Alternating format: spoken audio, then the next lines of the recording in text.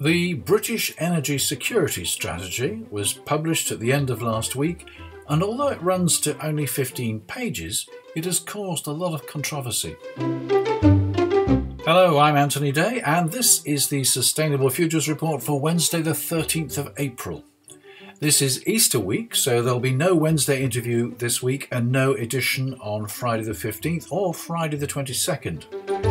The next Wednesday interview will be on the 27th of April, and I'll tell you about that at the end of this episode. Yes, the government published its energy security strategy last Thursday. It's a policy paper, but to me it reads like an election leaflet. The headline is "Secure, Clean and Affordable British Energy for the Long Term," and it goes on to talk about a power supply made in Britain for Britain. Although the strategy sets out new sources of energy to be generated in Britain, this energy will still be priced and traded on global markets and will not protect British citizens from world prices. It is a supply strategy aimed at eliminating the nation's reliance on importing foreign fuels. It says little about energy demand, which some argue would cut the need to import fuel much more quickly and cheaply than expanding supply. There was widespread criticism, and campaign group 38 Degrees launched a petition calling for the government to think again. You'll find a link below. Greenpeace set out 5 reasons why the strategy wouldn't work, and Left Foot Forward complained that the strategy fails to address both the cost of living crisis and the climate emergency. A criticism that many commentators came up with is that the document does nothing to help consumers in the short term. But to be fair, a strategy is about the long term by definition. And let's welcome politicians taking a long view. For most of the time, they seem to be looking ahead no further than the end of next week. The fact that energy bills are set to rise by up to 54% and rise again in the autumn means that it's hardly surprising that people expected a major announcement about energy to include measures to reduce short-term pain. The policy paper repeated the concessions already announced, a rebate to some council taxpayers and a £250 loan to help consumers pay their gas bills, but did nothing to increase them, despite strong criticism, since they were laid out in the spring financial statement. It mentioned the cut to fuel duty, which many have criticised as totally wrong-headed, making it cheaper for wealthy people driving inefficient vehicles to waste energy and increase pollution, while doing little for the worse off. The proposal to increase oil and gas production from the North Sea also raised cries of protest. Here we are with yet another report from the IPCC, laying out a clear and present danger unless we cut greenhouse gas emissions extremely rapidly, and on the other hand, a government committed to increasing fossil fuel production. The paper makes it clear that gas will still be a core element of the UK's energy mix in 2030. Fracking is another controversial idea.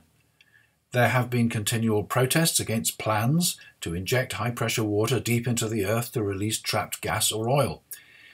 The government finally gave in to pressure earlier this year and instructed the operators who had been carrying out test drilling to concrete over their wellheads. This was to be done by June, until the government suddenly called a halt. There was pressure from backbench parliamentarians to reconsider the decision. The strategy paper announces a review into the seismicity of fracking by the British Geographic Survey to determine whether it can be carried out safely. The problem is that much has been made of the fact that the exploratory drilling for fracking causes local earth tremors, and that was the main reason for calling a halt.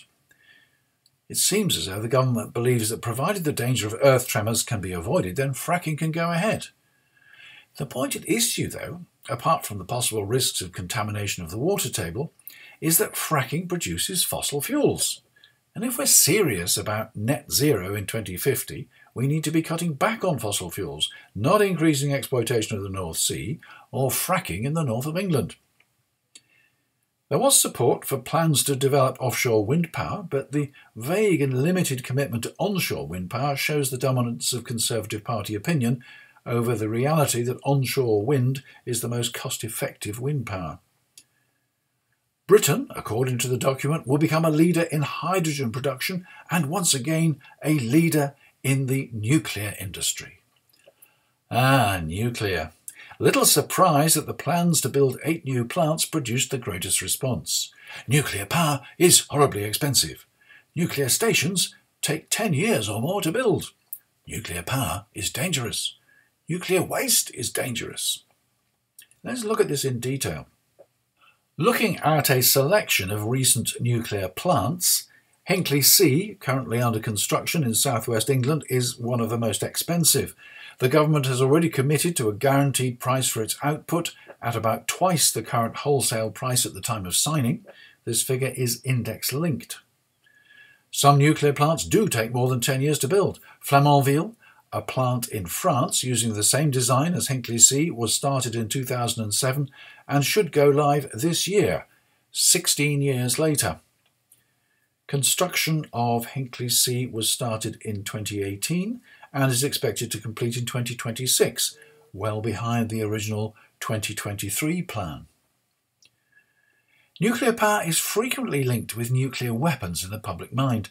There have been nuclear accidents, but as our interviewee Sarah Cullen said on a recent episode of the Sustainable Futures Report, look at the evidence and look at the risks and accidents from other systems of power generation. Do a detailed analysis and comparison. Base your opinions and decisions on facts. Nothing is risk-free.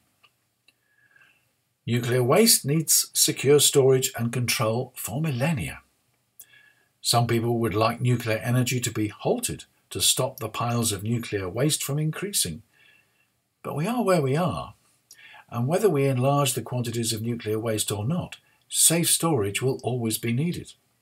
And so far this has been successfully achieved. The other major criticism of this policy paper is that there is no major initiative to cut demand. There are details of subsidies and schemes which have already been announced, but apart from heat pumps, biomass boilers and cavity wall insulation, it is short on details. In fact, it makes the point that insulation should be the individual's choice and that solutions should not be imposed on people. The British people are no-nonsense pragmatists who can make decisions based on the information, the paper says. Do people truly have the information? The paper overlooks the fact that while it is possible to insulate houses to cut their energy use by 40%, 50%, 60% or even more, the cost of doing this is beyond the budget of most people, and the disruption and redecoration needed is more than most will put up with. The Green New Deal, which promised a realistic contribution to the cost of insulation and improved heating for each property, had it been properly implemented by the government, would have made a significant difference to the nature's energy bills. Putting its management into the hands of a US-based consultancy that insisted on working to US time did little to ensure the scheme's success. And of course it collapsed, as we all know. My overall view is that the most important strategy should be a strategy to cut demand. If policy is based on supply, every year that supply has to be produced and probably increased. If policy is based on demand, once the investment is made to improve insulation and reduce the energy required, no further investment is needed and the savings continue year after year. Clearly, we need a transition, but an insulation program is by far the fastest solution to implement. Wind turbines can be erected relatively rapidly once all the approvals and plans are in place. Rather than carrying out a review of the potential of fracking, we should surely be putting resources into research into all forms of energy storage to overcome the problem that most renewables are intermittent and don't work either when the sun goes down or the wind drops. Fracking will take 10 years to produce results, and there's no certainty yet of the potential volumes of oil and gas that could be extracted. Increasing production from the North Sea will take years as well, so 10 years down the line we could be 10 years closer to our net zero 2050 target and poised to boost our fossil fuel production. It doesn't really make sense. And what of nuclear? If we are going to have nuclear power in 10 years' time, we need to start now. The cost is high, but the cost of not having energy, with the consequences for the economy and the stability of society, is arguably very much higher. The strategy document plans for 25% of our electricity coming from nuclear by 2050, amounting to 24 gigawatts. That implies a total electricity demand of around 100 gigawatts, which is twice the current peak. Rather than protecting ourselves from foreign energy suppliers, we should surely be protecting ourselves and educating ourselves from excessive domestic demand. My principal concern about nuclear is the availability of skilled personnel. Yes, Britain once led the world in nuclear research and engineering, but the industry has stagnated for a generation, and those who once led it are mostly retired. Many of the personnel at the Hinkley construction site come from EDF, from France, which has a much greater fleet of nuclear stations and plans to build many more to replace them. There's not going to be enough skilled manpower to achieve that and build 8 new stations in the UK as well. I'm also rather concerned about the commitment to cut red tape, which is mentioned in the strategy document. Cutting red tape was examined in the Grenfell inquiry this week, with suggestions that weakened regulations could have contributed to the disaster. Let's not apply such a policy to the nuclear industry. You remember that 38 Degrees suggested that the government should tear up its energy strategy and start again? Sounds like a good idea to me. Meanwhile, Just Stop Oil, the protest group associated with the Extinction Rebellion, reports that over 800 people have now been arrested for disrupting traffic to and from oil refineries. Loud criticism has come from the Home Secretary and Number 10, but I have to admire people standing up for their principles and for the future of all of us. Not only is the government expanding North Sea oil and gas, but it is still possible that a new deep coal mine in Cumbria will get the go-ahead later this year. And so we go on. As I indicated, this is the last episode before Easter, and the next episode will be the Wednesday interview on the 27th of April. I shall be talking then to Fernando García Ferrero from the Deep Adaptation Forum. This is an organisation which exists to help people protect themselves from a dystopian future which could be the result of a total failure to control the climate crisis. Some listeners may find his ideas disturbing, but for all that I believe it is important to bring views such as these to listeners of the Sustainable Futures Report. Have a happy Easter, listen to the interview and let me know what you think. Here's a shout out for all my supporters on Patreon. You're wonderful, you're loyal, and you're crucial to the success of the Sustainable Futures Report. You are so appreciated. And that was the Sustainable Futures Report. I'm Anthony Day. We'll be back together again after Easter.